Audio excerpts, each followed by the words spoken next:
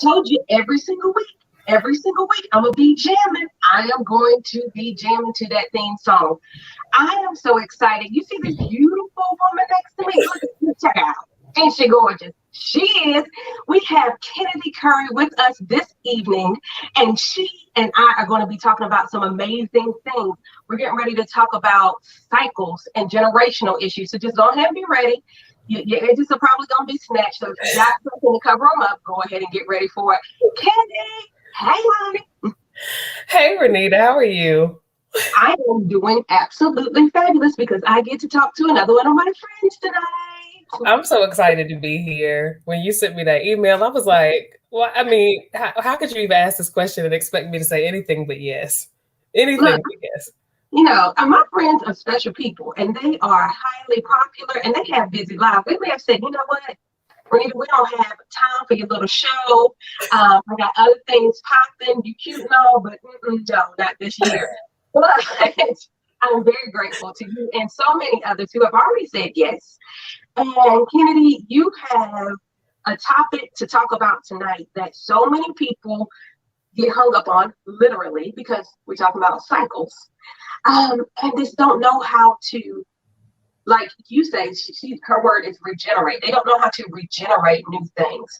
So, Kennedy, talk to us about your topic and give us some insight on how we can start with the breaking of the cycle.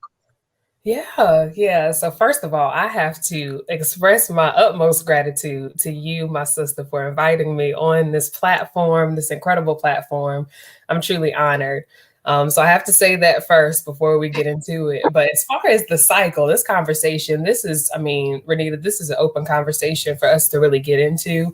But I think that for me, the reason that I wanted to focus on this specifically is because of what you shared. This is something in our lives. I feel like, at least what I've noticed and working with women primarily, and even getting into more of a broader audience, it seems to come back to a few things that people struggle with most often, and that we find ourselves looped into. And those can be patterns, those can be cycles.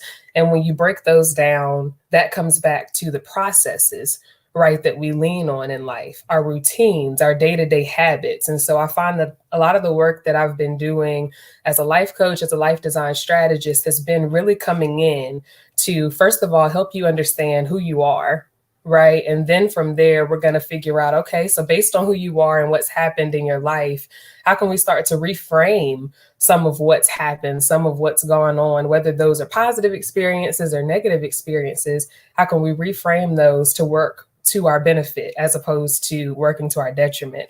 And during that season, I guess you could say, of us interacting, that's where we get to do a lot of the mindset work.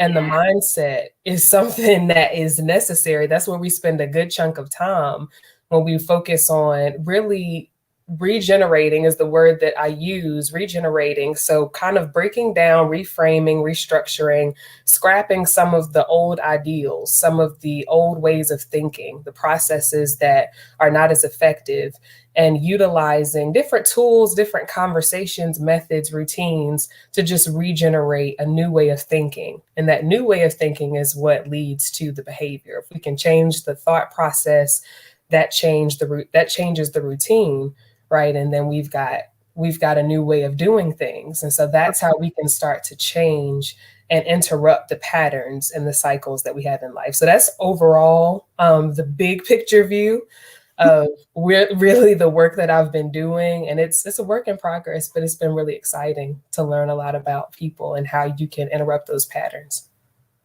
Wow. How much did you just say in a very short amount of time? Okay. So let's start off with this. One, your work mirrors my work so beautifully. So you're working on general life. I'm working on leadership. Yes. And so, it all starts off with you and identifying who you are. Authenticity is one of my pillars of what I do with leadership. So many people say they want to be leaders. So many people say they are leaders. And then on the flip side of that, so many people say they aren't leaders who are. But part of it is because they don't even know who they are. So when you're thinking about dealing with life, because I talk about dealing with all types of leadership, life leadership being one of them, Figuring out who you are is the A number one. And let me tell you, in the brief that you have already said, we already got somebody saying, Dr. Renita, will you have her contact information? Hey, Tasha. So already you hear that what you have is valuable. But what I want to do is break down a title that you gave yourself. Because a lot of people have heard of life coaches. Yes, they have. A billion and 62 Yeah. life coaches there right now. But what they haven't heard of is a life design specialist. Girl, what's that? Listen, Renita, I love you. Listen, I'm having the best time already. Yeah, so life coach was something that for a while that's the language that I used, and I even would say life design coach. And I thought that that was even a little bit better, but then it's been a lot of work that I've done honestly with leaders that I trust, with coaches that have really helped me to figure out what exactly are you focusing on and what are the results that you're focused on creating. And when I kept coming back to life design, I knew, okay, this has to be in it because this is what we're doing. We're designing what could this look like? What are a few different ways that if we do regenerate these patterns, if we do incorporate different patterns, ideals, mindsets, what could that look like? So the design piece stuck, but the strategist, the life design strategist is something that definitely after some conversation, when you realize that after all of those conversations, those sessions, when you look at it, strategy of figuring out what the life design is for this person is really that process we just talked about before. Like you said, it starts first and foremost with who are you? Right. Like, who are you really? Who are you Mhm. really? And what are you interested in doing, not only to serve yourself, but serve the world? And how Right. could that look? Because it's not just one path. But if we can open our minds to say, okay, so let me figure out what a few different designs look like. And something that I like to do is really remind everybody that it's not about living our best life, because best is in a way our it's in a way communicating that there might be one destination, one perfect version of who we are. But one thing that I like to encourage anyone that's listening or even think of myself is just being a better version of yourself. Because when you stack up all of the different iterations of what better could look like, that means I can be better than I was yesterday every single day. Anytime I'm graced to wake up, right, I can be better today than I was yesterday. So I'm going to take the compound effect of all the betters versus whatever this perfect idea of best is that I've carried. And so just thinking about life design strategy is focusing on the aspects of who you are and now figuring out how can we strategically sort of align who you are with processes and routines that feel good to you, but still push you and stretch you to get to where you want to be.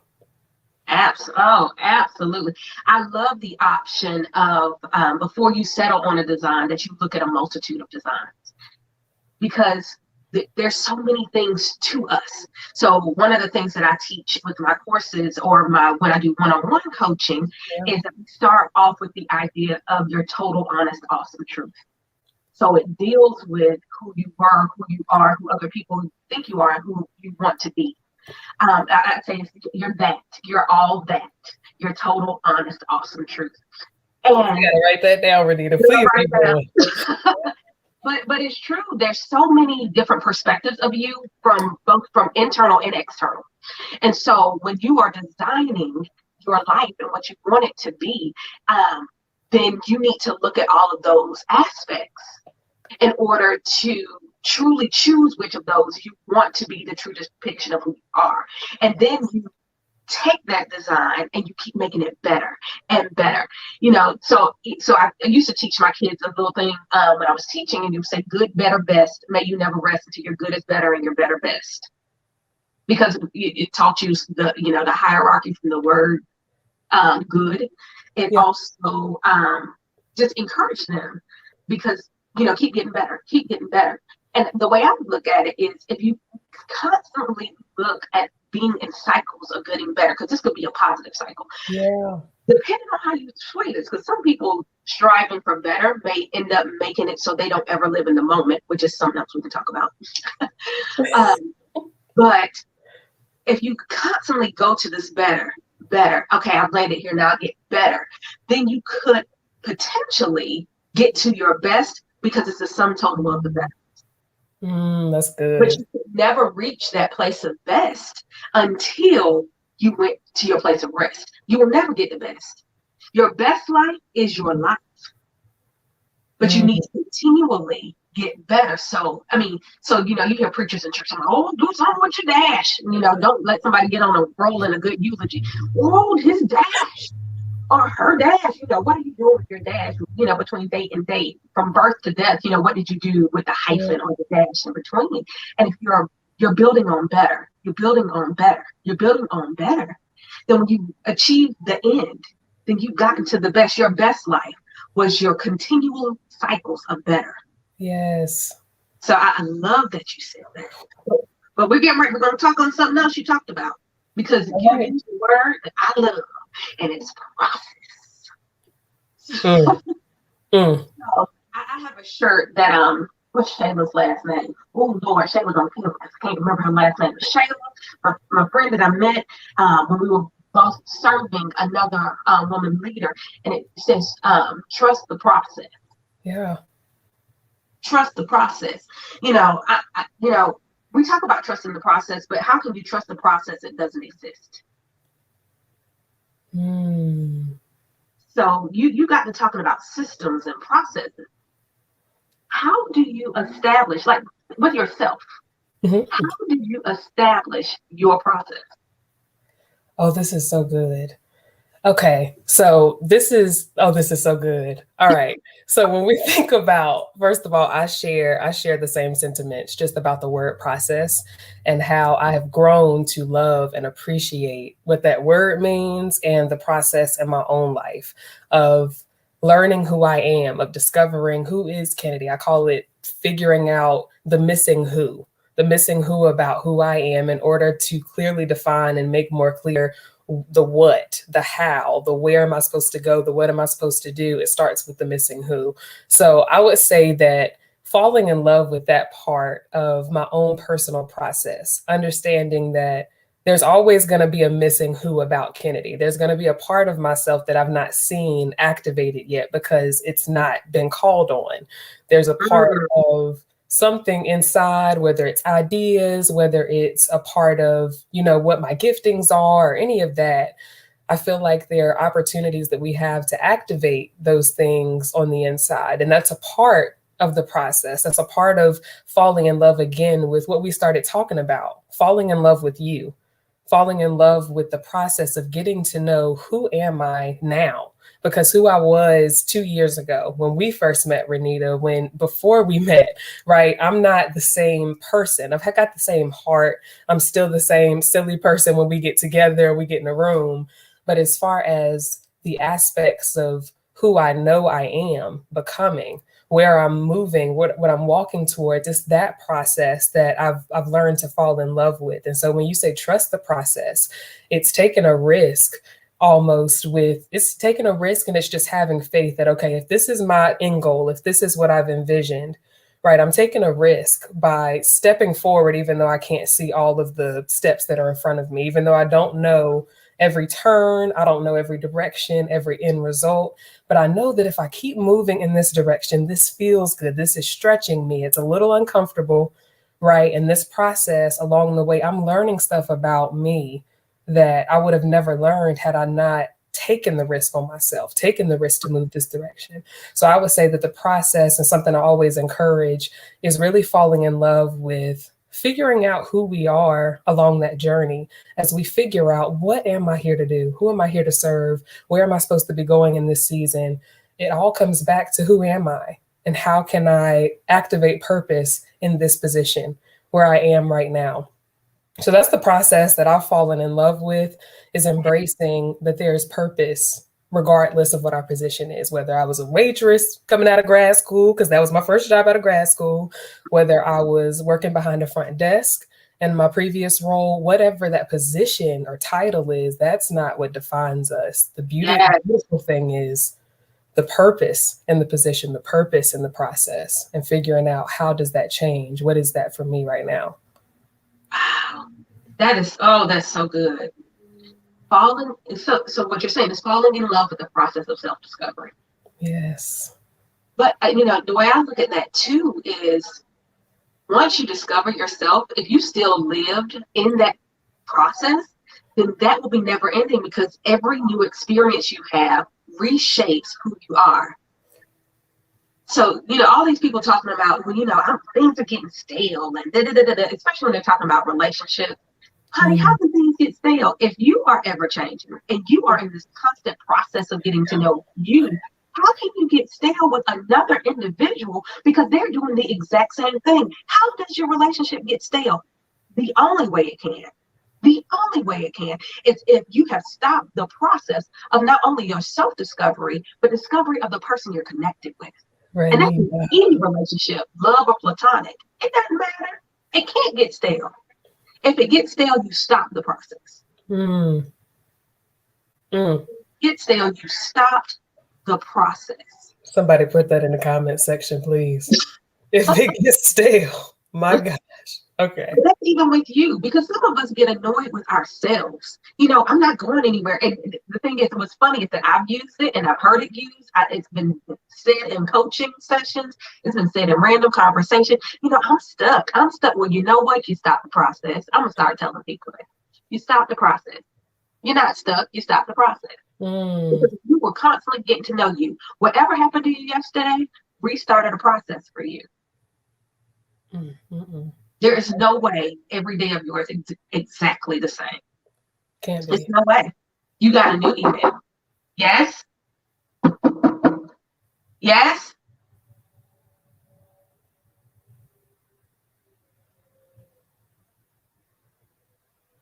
Yes? I don't know. Okay, we're going to keep on. All right. No matter what it is, every day is new. Every day is different. Right. So you said also something about stretching, right? Yeah. Stretching can be painful, but stretching can feel good. Yes, ma'am. Sometimes there is joy in the pain. I know when I get up each day, I stretch. Like sometimes I'm already hurting, but then I stretch and I feel better. Even though it may not feel good to bend over all the way, I feel better after I stretch. Does that make sense? Yes, it does. So when we get stuck, and because sometimes the pain is stuck, you're in pain because you're stuck. You've been in one position for so long, and then you stretch, and it hurts to stretch, and it's scary to stretch. Sometimes you don't know if that's really going to be helpful. Yeah. You stretch, and you feel so much better after you do. We can't be afraid to stretch.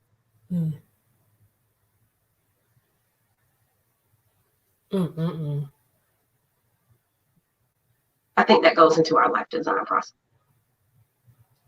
Because you have to have that period of being stretched in order to know, okay, so what does my full capacity even feel like? How do I know that if I don't stretch? How do I know if my hamstring can get to this, get to this angle? Or how do I know if I can flex my arm this much, or any of that, if we don't take the time, whether it be physically, mentally, emotionally, to stretch, right? To push ourselves past what we feel comfortable with, even if there is pain, like you said beforehand.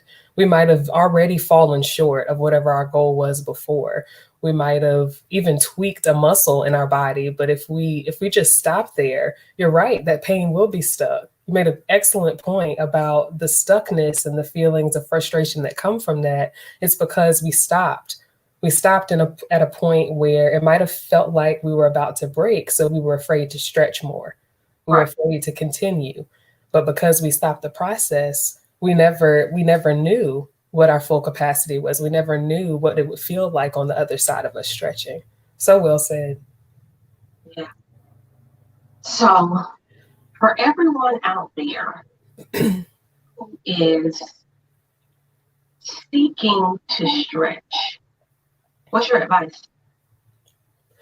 My advice to anyone out there that is trying to figure out if you're ready to stretch, trying to figure out how to let yourself stretch, especially if you're in a season of feeling stuck. I would encourage you. I would encourage you. Move forward. Move forward. Stretch anyway when it's uncomfortable. Don't necessarily push yourself to pain, but push yourself to, again, progression. Push yourself to progression. It's not about the perfection. It's not about getting to a place where we have our full flexibility back, right? If there's a muscle that's hurt, we're not supposed to continue to push it too far, but you do have to continually move that area. It's the same for areas of our life that we feel we're stuck in. We can't feel stuck in our purpose work or whatever it is we feel like we're here to do. We can't get to a place where we get content with that pain, with that frustration staying there. That pain, that frustration that you feel is purpose saying, let me out, let me move, activate me, let me out of here. This is uncomfortable because this is designed to be out there. So for anyone that is in that space of, do I stretch, do I not, I challenge you, I dare you to stretch when it's uncomfortable. I dare you to push yourself a little bit beyond what you feel comfortable doing. 10x whatever it is that you normally do. Exceed your own expectations, right? Set goals and set standards for yourself and your purpose work, whatever it is that you're doing.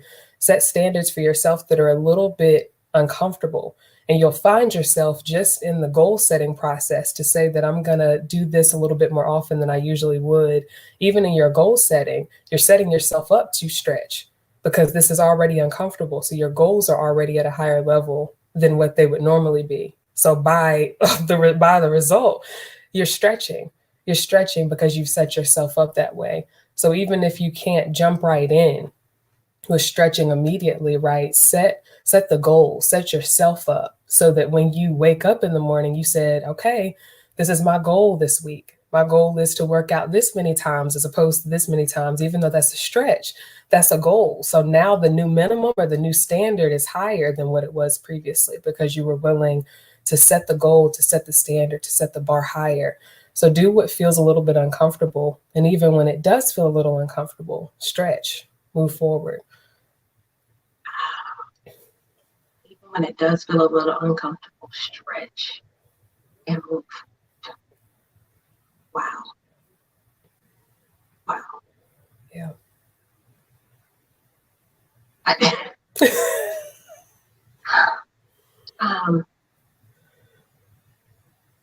We are going to get ready to wrap.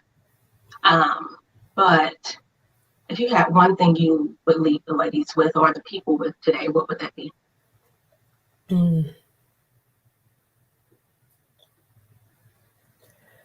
Okay, this would be it. Since we've been talking about stretching, life design, doing the things that feel a little bit uncomfortable. Take a chance on yourself. Take a chance on yourself in whatever area that is. Take a risk. Take a risk and know that that risk is something that's not going to feel comfortable. But when you take that risk, know that you are risking a better you, a better version of you, like Renita was saying, that culmination, the compound effect of all those betters, that 1% mentality, 1% better every single day, 1% of my life improved every single day. And over time, you're becoming that best version of you, that better version of you. So I would say take the chance on yourself. You will surprise yourself. You will exceed your expectations. You will find joy in your everyday because there will be a process of discovering the missing who, of figuring out the what and the how. It's a never-ending journey the more we dive into learning who we are. So take a chance. Take a chance on you. Take a chance on you because you're worth it. Well, I hope everybody heard that. All my leaders out there, take a chance on people. Kennedy, how can they get in contact with you? Renita, thanks again so much for having me. And for everyone out there that's listening, you can definitely connect with me on Instagram. My Instagram handle is at Kennedy B. Currie. It's spelled exactly as it sounds, Kennedy Currie. That is on Instagram. Facebook, same thing, Kennedy Currie, pretty simple. LinkedIn, same thing, Kennedy B. Currie. And so please feel free to reach out to me on either of those platforms. I also have a podcast. If you'd love to tune into that, you can do that. It's called the Her Relationship Podcast, and you can find that wherever you listen, Google, Apple, anywhere you tune into podcasts. And I love to connect. So please do reach out. Please do. Awesome, awesome, awesome. Well, everyone, you have a great night. Bye. Good night, y'all.